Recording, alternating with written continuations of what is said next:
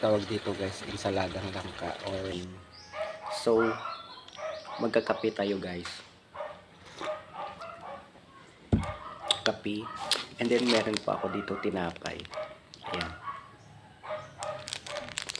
Sarap itong tinapay na to.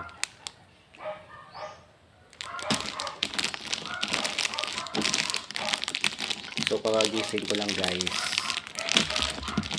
Sarap ng tulog ko.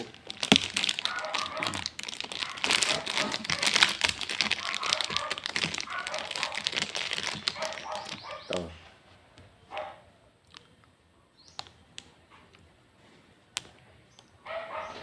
Malambot po siya.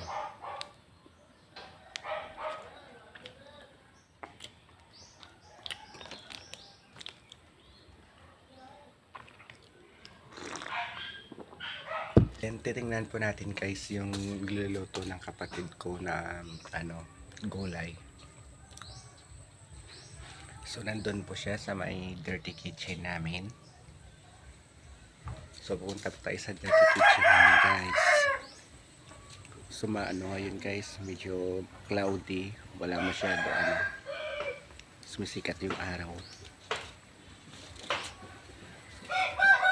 So ito po yung nilulutoan ng kapatid ko guys, yung langka na nilagyan ng gata. So yung tawag dito guys, ensaladang langka or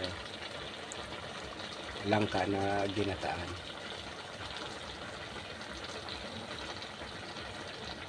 Ayan.